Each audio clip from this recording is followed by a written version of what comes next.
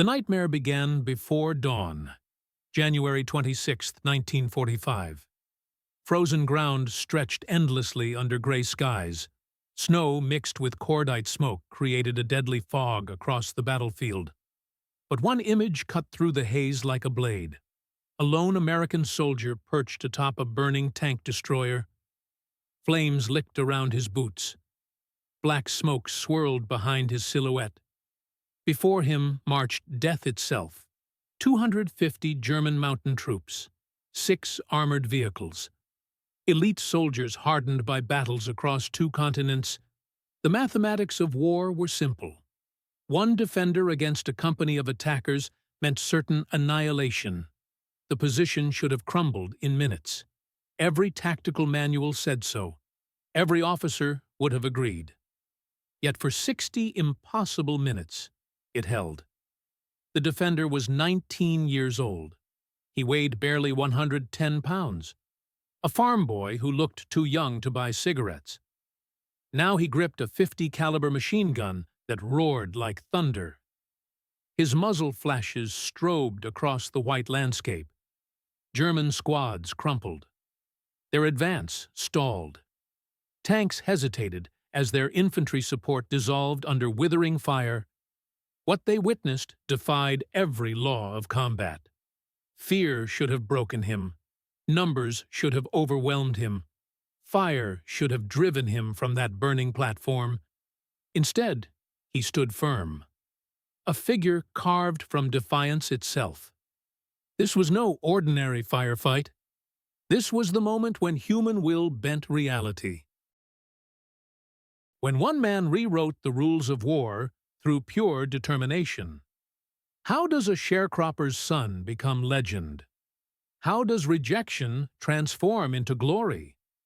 The story stretches back to cotton fields, baking under Texas sun. Years before, Holtzwihr became a name written in blood and fire. Hunt County, Texas, knew only poverty. Sharecropper shacks dotted the landscape like scars. Inside one weathered hovel lived 12 children and parents who could barely feed them.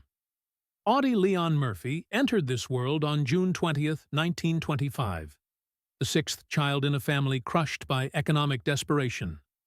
Their home had no electricity, no running water, often no food.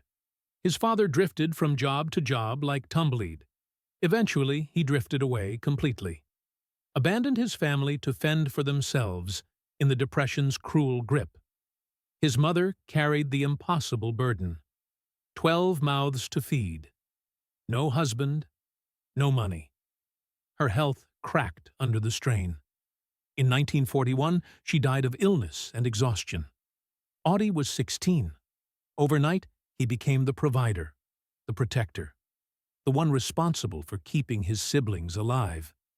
Survival meant hunting. Every bullet had to count. Ammunition cost money they didn't have. Miss your shot, and the family went hungry. If I don't hit what I shoot at, my family doesn't eat tonight. Those words would echo through battlefields across Europe. They captured the cold arithmetic of necessity, the brutal education that shaped a killer's instinct. Neighbors watched in amazement. The skinny boy could drop a rabbit at 50 yards with a beat-up .22 rifle. His shots never missed. They couldn't afford to miss. Each squeeze of the trigger carried weight. Each failure meant empty stomachs. It was target practice with life or death stakes. December 7, 1941 changed everything. Pearl Harbor burned on radio broadcasts. America was at war. For Audie Murphy, war meant opportunity. 3 meals a day, steady pay, money to send home to his brothers and sisters. He tried to enlist immediately. The Marines rejected him. Too small, too light. The Navy turned him away. Even the paratroopers wouldn't take him. Too small, too fragile, they said. The boy who had kept a family alive through depression and loss was deemed unfit for military service. Each rejection hardened his resolve. Each dismissal made him more determined. With his sister's help, he falsified documents. changed his age, slipped past the gatekeepers. June 30th, 1942. The United States Army finally accepted Audie Murphy. He was 17 years old and weighed 110 pounds, soaking wet. Basic training was brutal. Fellow recruits laughed at his baby face, called him mascot and kid. Drill sergeants mocked his slight frame, his oversized uniform, his boyish appearance. The mockery stopped on the rifle range. His eyes were pale blue like winter sky. When he sighted down a barrel, those eyes went cold as death itself. Every round found its mark. Every shot was perfect. When he looked down that barrel, one soldier remembered, it was like winter staring back at you. The boy who had hunted rabbits for dinner was transforming, becoming something far more dangerous. The Army was creating a weapon they didn't understand. By the time they shipped him to North Africa, then Sicily, the laughter had died. Under fire for the first time, Murphy revealed what hunger and loss had forged. He wasn't angry, wasn't reckless. He was methodical, efficient, cold as machine precision. At one Sicilian machine gun nest, he crawled forward alone. Grenades silenced the German crew. Then he turned their weapon against retreating soldiers. Officers began taking notice. Bronze stars followed. Silver stars accumulated. The boy who looked too young to shave was earning the quiet respect of combat veterans. Each battle carved away another piece of innocence. Sicily, Salerno, Anzio. Every assault left him harder, more distant, more deadly. By fall 1944, Murphy had become legend among the 3rd Infantry Division. Not just another rifleman, a leader, a survivor, something approaching myth. The path from Texas cotton fields to French battlefields was paved with blood and fire. Each engagement stripped away softness, left behind only the essential elements of survival. By 1943, the crucible had reshaped everything soft about Audie Murphy. Combat was his teacher. Death was his classroom. The rocky hills of Sicily became his laboratory. At the Volturno River, his squad was pinned down. German fire raked their position. Men hugged the ground praying for rescue. Murphy borrowed a sniper rifle. 5 Germans fell at ranges beyond 300 yards. Clean shots, no wasted ammunition, each round carefully placed. Commanders began to understand they had something special. This boy, who seemed misplaced in uniform, carried natural gifts for warfare. The medals accumulated like evidence of a terrible talent. Distinguished Service Cross, multiple silver stars, bronze stars with V devices, but they were just markers of something unsettling. Murphy fought without hesitation, without wasted motion, like machinery built for killing. At Salerno's bloody beachhead, his cold precision saved American lives. At Anzio, he stalked tanks with bazookas, fired at point-blank range. Fellow soldiers said he never shouted, never raged. He simply acted. See target, eliminate target, move to next target. It was arithmetic in human form, mathematical destruction that terrified even allies. The battles carved away remaining innocents. By Rome's liberation, Murphy carried wounds in flesh and deeper scars in spirit. Barely 19, but wearing the weariness of men twice his age. Soldiers who had mocked him as a child now sought his leadership in crisis. Near Montelimar, when an officer fell during ambush, Murphy took command. 18 exhausted men. Over 100 German attackers. A critical crossroads that couldn't be lost. Murphy organized the defense. Directed fire. Personally accounted for 15 enemy soldiers. 2 hours later, the road remained American.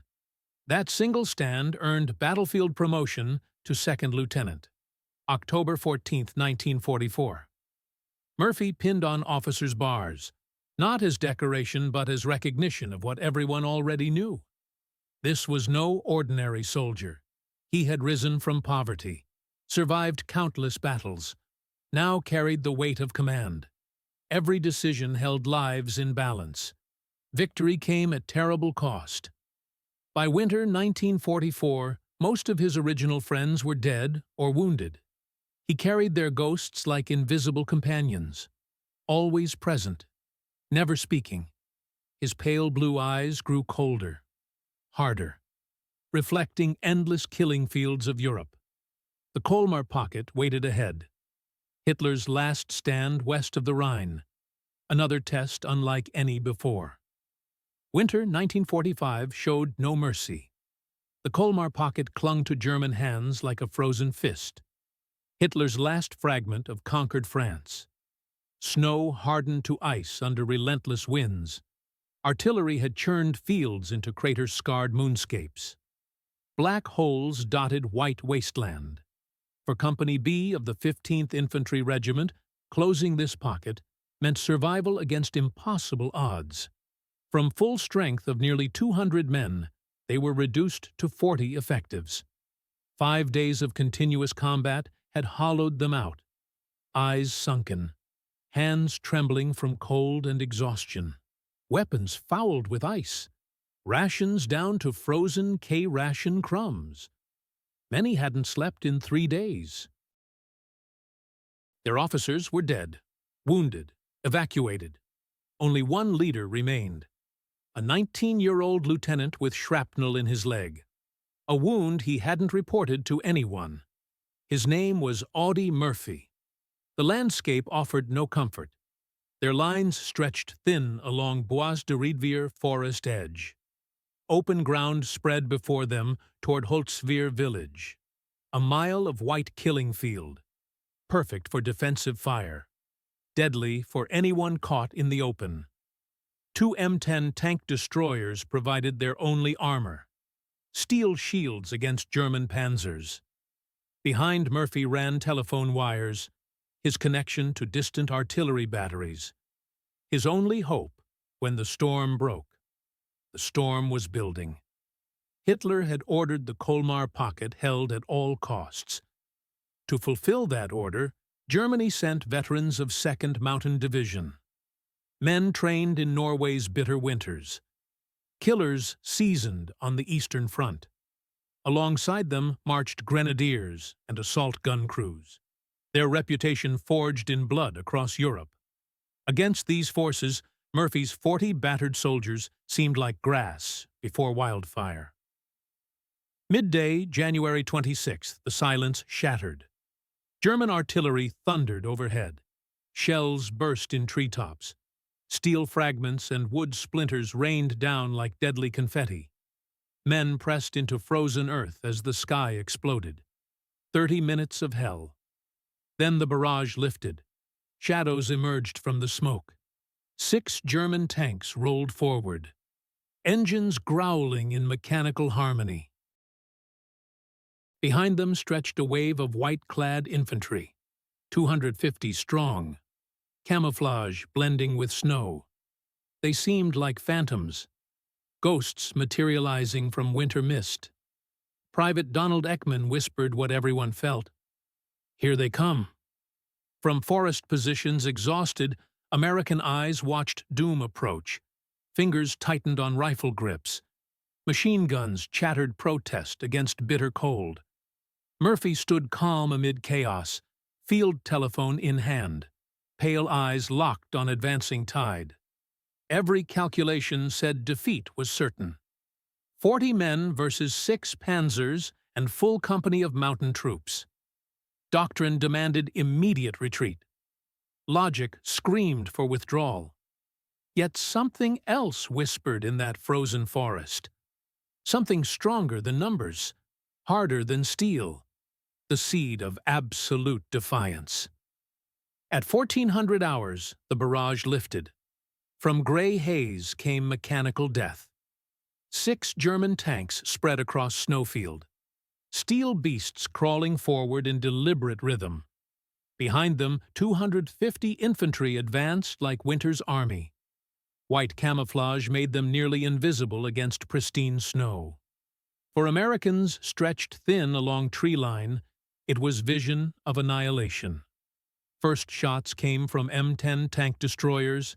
Exhausted crews with numb fingers squeezed triggers. Rounds screamed wide of targets. German response was immediate and merciless. An 88mm shell slammed into rear M10. Fuel ignited. Ammunition cooked off. Vehicle erupted in towering flames. Crews scrambled from turret like human torches. Second M10 tried repositioning. Tracks spun helplessly in frozen ditch. Immobilized. Useless.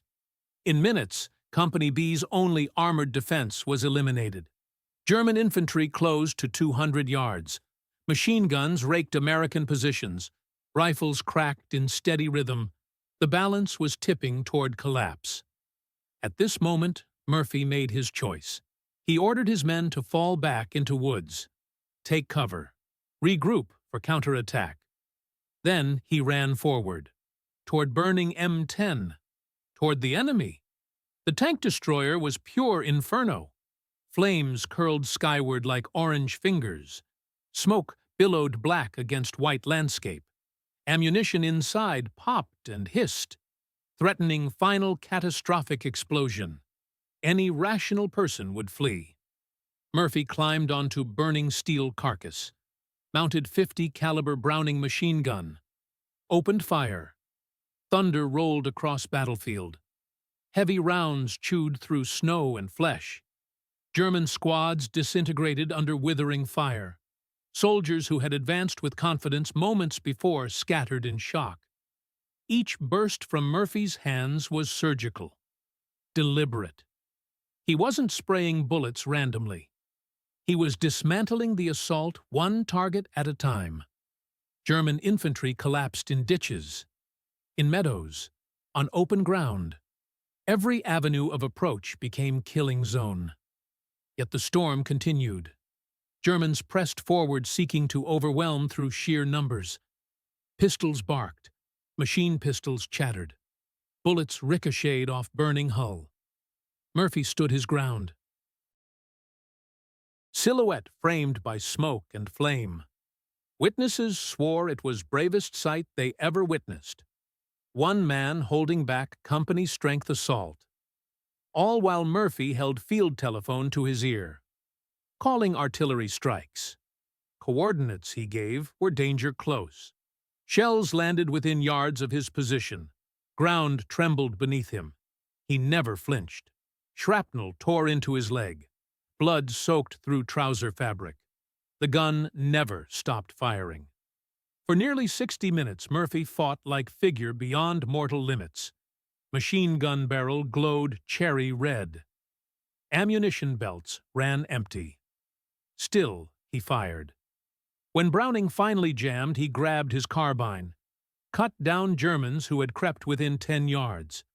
Finally, with strength bleeding away, he gave most desperate order of all. Artillery on his position. Fire on his coordinates. Now. Forward observer hesitated. Murphy insisted. Explosions rained down around him. Battlefield consumed in fire and steel. German soldiers broke. Coordinated assault dissolved into chaos. Infantry scattered. Tanks halted. Commanders waved arms in futile gestures. The attack faltered, crumbled, fled. At 15-20 hours, field lay silent except for crackling flames. German bodies littered snow. Tanks reversed course, disappeared into smoke. From atop ruined M10 Audie, Murphy finally climbed down. Uniform scorched, leg bleeding, face perfectly calm. He walked back to his men, lit cigarette, asked if anyone had been hurt by barrage. He was 19 years old. He had just turned back an army. When smoke cleared over Holtzwihr, the impossible had occurred. 250 German soldiers, elite mountain troops with armor support, repelled by single defender. Approximately 50 enemy dead scattered across snow. Many more wounded. Their formations shattered beyond repair. 6 tanks that had rolled forward with confidence now sat motionless, advance broken by destruction of supporting infantry. For first time in campaign, 2nd Mountain Division had been forced to retreat by lone soldier. Company B still held the line. Murphy's stand gave them precious time to regroup, reoccupy defensive positions. Germans never tried again. That night, under darkness, they withdrew from sector entirely. Abandoned Holtzwihr to Americans. Colmar Pocket was crumbling. Within weeks, 50,000 German troops would be trapped or destroyed. Alsace campaign effectively over. In quiet that followed, Murphy limped back to his men. Uniform scorched, hands blistered from hot machine gun steel. Yet he spoke with same calmness that had unnerved so many. "Is everyone accounted for?" As if nothing extraordinary had happened. To soldiers who watched him silhouetted on burning tank destroyer, it was more than extraordinary. It was myth come alive before their eyes. Recognition came swiftly. Reports raced through division, up chain of command. Here was act so audacious it challenged official language to describe. June 2, 1945, in Austria, Lieutenant General Alexander Patch presented Audie Murphy with Medal of Honor, nation's highest decoration. In his service record, it was one medal among 33, but this one stood apart. It marked moment when single man had stopped army. French commanders understood significance. General Jean de Lattre de Tassigny declared defense of Holtzwihr approaches had broken German resistance in Alsace. France awarded their highest honors. Decades later, 3rd Infantry Division gained right to wear French fourragère. Recognition of stand at Holtzwihr. Stone memorial was raised on quiet field. Each January 26th, veterans and villagers gather. Remember boy from Texas who refused to yield. For Murphy, honors were never the point. When pressed about climbing onto burning tank destroyer, his answer was stark. "They were killing my friends." 7 words contained truth. Not medals or glory drove him. Loyalty did. Instinct to protect. Refusal to abandon men beside him. That bond was stronger than fear, stronger than pain, stronger than death itself. War ended, but for Audie Murphy, battle never ceased. He returned to America as national hero. Most decorated soldier in history. Chest heavy with ribbons, Hollywood called. Murphy stepped before cameras, played himself in film adaptation of his autobiography To Hell and Back. Audiences flocked to see boyish face that stared down army. Film was massive success. Murphy became recognizable across nation. Yet, behind lights and applause, scars remained. Night after night he woke in terror, drenched in sweat, haunted by battlefield ghosts. He patrolled home with loaded pistol, unable to rest in darkness. Sometimes he slept in garage with every light burning, as if illumination could hold back memories. What world called battle fatigue, Murphy understood as something deeper. Wound of mind no less real than those in flesh. His marriages suffered. First collapsed under strain of haunted nights. Friends recalled 2 different men, charming and generous in daylight, tormented when night fell. Rather than hide struggle, Murphy did something few heroes dared. He spoke out. Magazine articles, public statements, admitted nightmares, fear, sleepless years. I can't remember when I didn't have nightmares. They became part of my life like breathing. Breaking silence gave voice to thousands of veterans bearing same invisible scars. He campaigned for better treatment of what would become known as post-traumatic stress disorder. His name was placed on Audie L. Murphy Memorial, VA Hospital in San Antonio, dedicated to men and women who, like him, carried war long after shooting stopped. Murphy's legacy transcends medals or hospitals. It remains an enduring reminder that courage is not absence of fear. It is decision to act despite fear. On that January afternoon in Holtzwihr, he was not fearless. He was terrified, wounded, outnumbered, alone. Yet he climbed onto burning tank destroyer because his men needed him. That act born of loyalty and duty remains eternal. Today, fields outside Holtzwihr are quiet again. Crops grow where shells fell. Children play where tanks advanced.